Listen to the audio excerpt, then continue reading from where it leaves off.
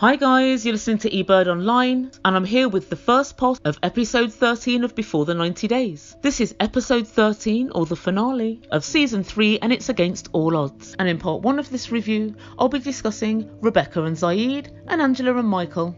If you're new to this channel, what took you so long? And don't forget to subscribe. If you've already subscribed, thank you so much, it's much appreciated. And also don't forget to follow me on Twitter, and it's at Ebird99.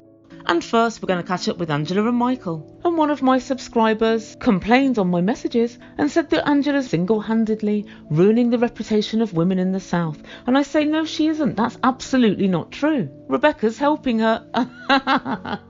No, seriously. Everybody realises that Angela and Rebecca are not representative of American women, and they're not even representative of women in the South. They just happen to be two deluded, narcissistic women from the South. And Angela and Michael are at the hotel, packing Angela's suitcase for her journey home. She tells us she's worried about trusting Michael. Oh, strange, she's never mentioned it previously. And Michael tells her, I'm missing you already. Now come on, Michael. I'm not saying Angela's a big girl, but wherever you are in the room, she's next to you. There's no way that you can miss her whilst she's still in the room. And Angela quips back, you missing my boobs? And he says, definitely. And I note that Michael's wearing his best Stars and Stripes shirt. And Angela tells us she had a great last night in Nigeria. And she says it's not easy to leave someone that you love behind. And in the car on the way to the airport, Angela tells Michael that the visa will come with God's grace and God's will. Angela, leave God out of it. But I think you'll find that if a visa ever does come, it will be despite God's will. But her main worry is this baby again. And she tells us it will be a heavy task. And she tells us it will be a heavy task for her to have one. And she's very worried. And she's still worried that Michael might leave her for somebody younger if she can't provide him with a baby. Angela, you shouldn't be so worried. That's not definitely true. It could be that Michael just decides to get a side chick, like his mum suggested. And Michael says, don't worry, we'll be together soon. And at the airport, Angela turns to him and she says, Michael. He looks at her and she says, don't F up. Angela, he's with you. He already is effing up massively. He's putting up with your crap. And then she tells him, stop following women on social media, stop lying, and stop being sneaky. Angela, I say to you, stop putting unreasonable demands on him and stop trying to keep such close tabs on him. Then he wouldn't need to fib and he wouldn't need to be sneaky. Angela's lots of things, but mainly she's a very annoying, highly ineffectual control freak. And my hope for the future of Michael and Angela is that they can split up and both live their lives separately and possibly more happily. And as she's going, Angela sounds quite chipper. She tells him, I'm going to miss you. And they both smile as they leave and they embrace and hug. And I'm pretty certain that Michael's breathing a sigh of relief that he's managed to get through another 14 days without being physically and mentally abused too much by Angela. And Angela's pondering again about their relationship. She says they've had their ups and downs. Ew, let's not talk about your sex life again, Angela. We've already seen too much. We've already seen things that we can now not unsee. But oh no, she's talking about their relationship. She says they can't have it all smooth sailing. There has to be some crazy. Angela, the whole thing was crazy. You are crazy. Michael, you better get used to this. And Angela says Michael's the one for her. And the next time she sees Michael, she thinks they'll be making their wedding plans. Well, if you are, tip for you, Angela, you should think about wearing a traditional Nigerian wedding dress, because you look far better in Nigerian clothes than anything else I've seen you in. And that's where we leave Angela and Michael for this season. The next time we're going to see them is on the tell-all, when somebody seems to have let Angela off her leash. And she's marauding around the studio, offering everybody out. And next up for part 1, we have Rebecca and Zied. And yet again, we're in the desert. This desert trip, I hadn't realised when Rebecca first said we're going to the desert that we were going to be watching Rebecca and Zied trek across the whole of the Sahara Desert. Why has this storyline in the desert lasted about 4 episodes? It's been beyond boring. So as Rebecca and Zied trudge across the desert, they're both in philosophical moods. They sit on some rickety chairs in the middle of the desert. I wonder where they came from. And Rebecca tells us that they're stronger than ever, which means next to nothing because they were never strong in the first instance. Rebecca's wearing her miserable look, which aside from her peed off because Zied's taken money from her look, seems to be the only look her face is capable of. And she tells us that she's undone weeks of their time together by letting him know that the whole of their time together has been a lie because she's she's in fact not single and available, but still married to her Moroccan ex. She tells us she hates it when they fight, but that Zied is a good man. Is he? TLC must have not shown that part. TLC have only shown us the work-shy, money-taking, greasy-haired, controlling, and soon-to-be fiance-beating ball of anger. That's all we've seen. We haven't seen this good man, but I'm hoping he'll make an appearance. And if not now, then when? Zied tells us that he considers that Rebecca's now divorced. Zied, how so? He tells us, in my eyes, she's not a married woman, she's a divorced woman. And Zied actually says, when Rebecca told him that she was still married to her ex, he heard, I'm divorced. Zied, she's not divorced, not in my eyes, not in the viewer's eyes, not in the eyes of the Fulton County Court, and not in the eyes of the law. Rebecca is still married. But of course Zied's going to try and pretend she's divorced. He still has a cheap ring to give her, one that she bought herself. And Zied, being such a good man, how do you think he proposes? Classically, by asking Rebecca's father for her hand in marriage. Properly, by waiting until she's at least divorced. Humbly, by getting down on one knee. Nope, none of the above. He sits there and offers Rebecca a few cheap sweets. She eats them all, and as she's scratching around the wrappers for yet another sweet, she comes up with the cubic zirconia ring.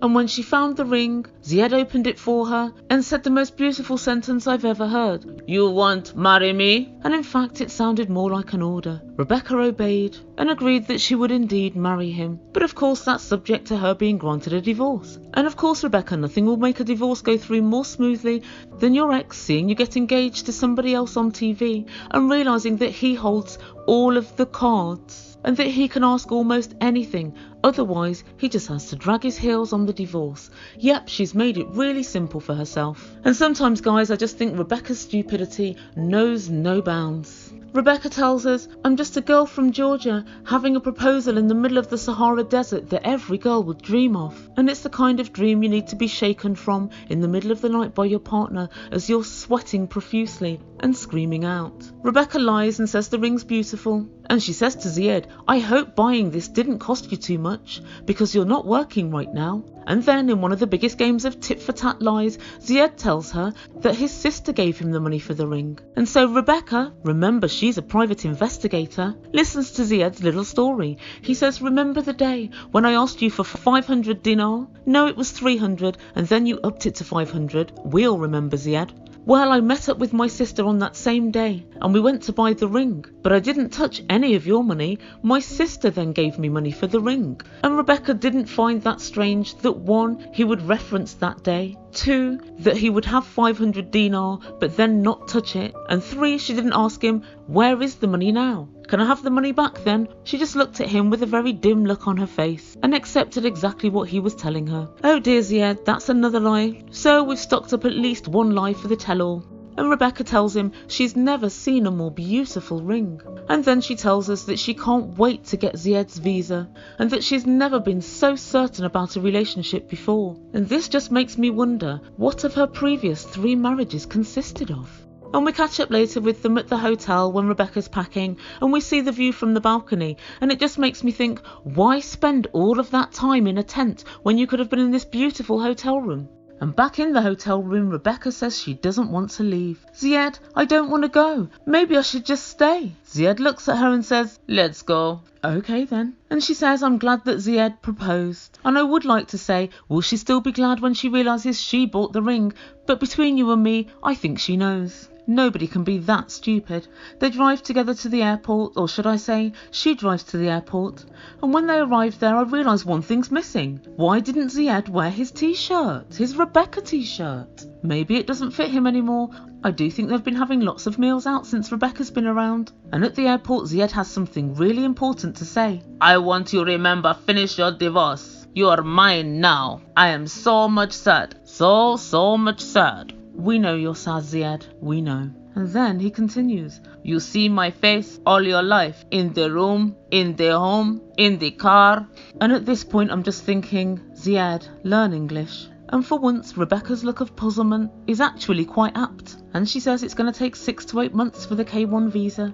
and she's very worried that during that time he might change his mind, or his family might talk him out of it. I don't think they will. They need the cash, Rebecca. They were relying on that vase that you broke to carry them through the hard times. But now you've broken the one and only priceless artifact in their house. They've got to rely on their only son marrying a grandma from Georgia. They hug a lot and they both say I love you. And she says I'm going to miss every single thing about him. Every single, Rebecca. You're going to miss him being controlling. You're going to miss him being very, very jealous. Interesting, very interesting.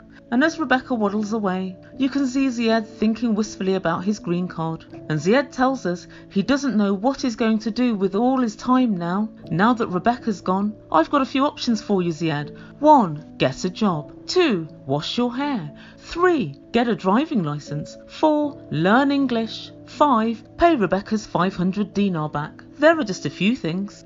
And Rebecca finally tells us that the worst possible thing for her is that they don't manage to make it through this process. And then the last 3 weeks that she's spent with Zied are all for nothing. Kind of not, Rebecca, because your part of the bargain is that you get the good D from a young, virile Tunisian. And his part of the bargain is that he gets a K1 visa and entry to the States. So as far as I'm concerned, at the moment, you're way ahead. Guys, that's everything. Let me know what you think. Do you think that Michael and Angela can make it work in America? Do you think Angela's capable of carrying a baby? And how long do you think it will really take Rebecca to get divorced? It takes 6 to 8 months according to Rebecca to get the K1 visa, but she can't apply until she's divorced. So it really does mean that they're looking in excess of a year, or maybe even a year and a half before they can be together. Will Zied have found option B by then? I think more than likely not, because if anybody's seen him on Before the 90 Days, they'll know that he's a work-shy loser. Let me know what you think in comments, and don't forget to subscribe to the channel if you've yet to do so. And don't forget to follow me for all my thoughts on Twitter. Coming up, part 2. You've been listening to Ebird Online. Ciao for now.